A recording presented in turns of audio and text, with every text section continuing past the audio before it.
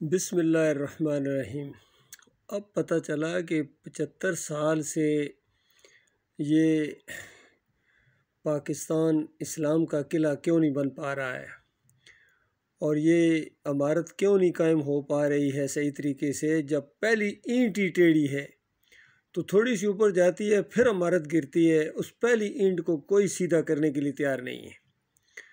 تو آپ خود اپنے کانوں سے سنیں کتنی بڑی گواہی ڈاکٹر اسرار کے جو شرکی عقیدے ہیں وہ تو پہلے میں آپ کو بیان کر چکا ہوں۔ ذرا ڈاکٹر اسرار کا یہ شرکی عقیدہ اور بابائے قوم بھی اس میں ملوث پائے گئے، اتنی بڑی گواہی آ گئی کہ ان کے عقیدے کس طرح مشرکانہ تھے۔ ذرا خود اپنے آنکھوں سے دیکھیں اور کانوں سے سنیں۔ مجھے کرنا چاہیے تھا کہ ان کی وفات سے 2-3 دن پہلے کا جو واقعہ ہے، جو پروفیسر ڈاکٹر ریاض علی شاہ صاحب نے نقل کیا ہے، 11 ستمبر 1988 کو یہ شائع ہوا تھا روزنامہ جنگ میں، اسے ہم نے بہت کام کیا۔ تم جانتے ہو جب مجھے یہ احساس ہوتا ہے کہ پاکستان بن چکا ہے تو میری روح کو کس قدر اطمینان ہوتا ہے۔ یہ مشکل کام تھا، میں اکیلا اسے کبھی نہیں کر سکتا تھا۔ میرا ایمان ہے کہ یہ رسول خدا صلی اللہ علیہ وسلم کا روحانی فیض ہے کہ پاکستان وجود میں آیا۔ اب یہ پاکستانیوں کا فرض ہے کہ وہ اسے خلافت راشدہ کا نمونہ بنائیں تاکہ خدا اپنا وعدہ پورا کرے اور مسلمانوں کو زمین کی بادشاہت دے۔ معلوم ہوا قائد اعظم کے علم میں وہ احادیث بھی تھیں جن میں یہ پیشن گوئی ہے کہ قیامت سے قبل پوری دنیا میں نظام خلافت قائم ہوگا اور امت محمد صلی اللہ علیہ وسلم کی حکومت قائم ہوگی۔ Table will be turn. Quaid Azam کے معاملے میں ذکر مجھے کرنا چاہیے۔ دیکھیے، خلافت راشدہ قائم ہوگی۔ خلافت راشدہ قائم ہوئی تھی 13 سال نبی علیہ السلام نے دعوت توحید دی تھی، مکہ کے اندر توحید کی دعوت اٹھی تھی، الہکم الہ واحد کا کلمہ بلند کیا گیا تھا، شرک اور کفر کی جنازہ نکال دیا گیا تھا، اور پھر وہی شرک وہ دماغ کے اندر پھر وہی شرک کے پاکستان جو بنا ہے یہ نبی علیہ السلام کے تفعیل بنا ہے اور ان کے فیض سے بنا ہے۔ بتائیے کتنا بڑا شرک ہے، اور اتنے بڑے مفکر یہ ڈاکٹر اسرار یہ کس قدر جوش سے اور کس قدر عقیدت کے ساتھ گویا یہ بات پیش کی جا رہی ہے کہ بابائے قوم بھی محمد علی جناح بھی اس شرک کے اندر مبتلا تھے۔ گواہی پڑ گئی اللہ کے بندوں، اتنے بڑے اسکالر اور ایک عام آدمی تو نہیں ہے۔ تو اس طرح ان کے اپنے بھی عقیدے کی خرابی ہے۔ یہ جو ڈاکٹر اسرار کا یہ عقیدہ ہے کہ پاکستان جو ہے یہ محمد علی جناح صاحب کہہ رہے تھے کہ نبی علیہ السلام کی تفعیل یا نبی علیہ السلام کے فیض کا یہ نتیجہ ہے، یہ مشرکانہ عقیدہ ہے۔ بالکل پہلی اینٹ ہی غلط رکھی گئی ہے۔ تو ان کو لا الہ الا اللہ کا معنی بھی گویا نہیں آتا تھا کہ پاکستان کا مطلب کیا، لا الہ الا اللہ، اللہ کے علاوہ کوئی معبود نہیں ہے۔ اللہ کی رحمت و شفقت سے یہ ملک دیا گیا ان کو آزمائش کے لیے، لیکن اس طرح کھوٹے نکلے، ان کے دماغوں کے اندر شرک تھا، یقین کیجیے۔ اسی وجہ سے یہ آگے معاملات نہیں بڑھ رہے ہیں کہ جب پہلی اینٹ ہی ٹیڑھی رکھی ہے تو خلافت راشدہ کیسے قائم ہوگی، بتاؤ مجھے۔ جب وحدت الوجود کے ان کے عقیدے، ڈاکٹر اسرار کے وحدت الشہود کے عقیدے، اور کتنے ان کے شرک پہلے میں واضح کر چکا ہوں، اور یہ ان کا لیٹسٹ شرک جو آیا ہے یہ بالکل ان کا مشرکانہ عقیدہ ہے۔ ان دونوں باباؤں کا، دونوں بابے جو آپ کو نظر آ رہے ہیں بالکل مشرکانہ عقیدے کے حمل تھے۔ اس وجہ سے خیر نہیں آ رہی اللہ کے بندوں۔ جب تک اللہ سے معافی نہیں مانگو گے اور اللہ سے التجا کرو کہ مالک صرف آپ کے فضل و کرم سے یہ ملک ملا ہے ہمیں، اور ہم اس کے اندر وہ والا نظام جو نبی علیہ السلام نے دیا اور تمام انبیاء کا دین توحید، ایمان خالص، اسلام کے علاوہ کوئی یہاں نظام جو ہے وہ قابل قبول نہیں ہوگا۔ یہ بھٹو کا قانون نہیں چلے گا، 73 کا قانون پہلے سے موجود ہے، صرف اس پر عمل کرنا ہے، اور عمل کرو گے تو اپنا فائدہ کرو گے۔ جب تک قرآن کو اپنے اوپر نافذ نہیں کرو گے، ملک میں نافذ نہیں کرو گے، تو اللہ کی نگاہ میں بالکل کچرا ہو۔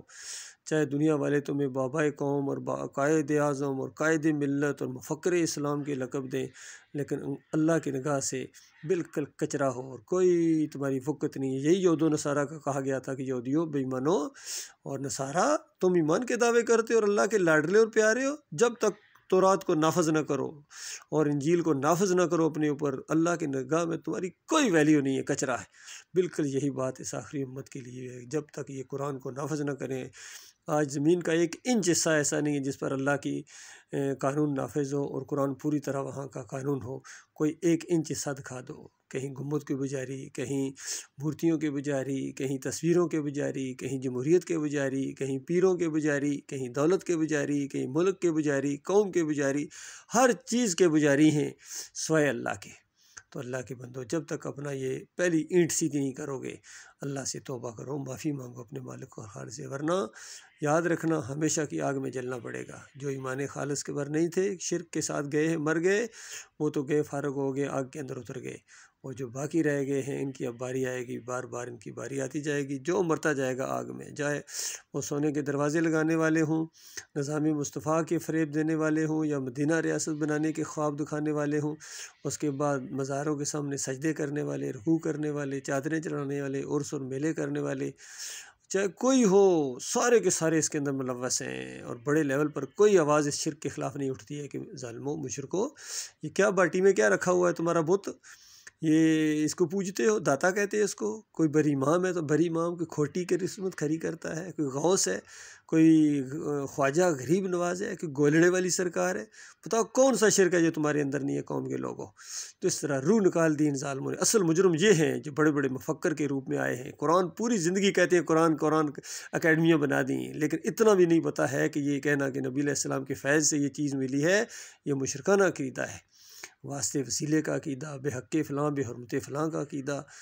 اور یا یہ نظر و نیازیں ہیں جو چل رہی ہیں، 11ویں چل رہی ہے، 12ویں کے کیک کاٹے جا رہے ہیں، 10 محرم کو یہ قوم جو کرتی ہے، قوم سبیلیں لگاتی ہے، بتاؤ اور کافری کیا ہے؟ تو یہ سارے کے سارے اس کے اندر ملوث ہیں، ایمان کی رمق تک ان کے اندر نہیں ہے۔ اللہ ان کو سمجھ دے، اللہ ان کو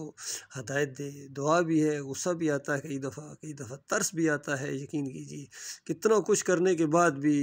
دیکھو نعرے لگاتے رہے، جیسا خادم حسین رضوی دیکھی، لبیک یا رسول اللہ، لبیک یا رسول اللہ، اور پھر قبروں کے بارے میں کس طرح ان کے کیسے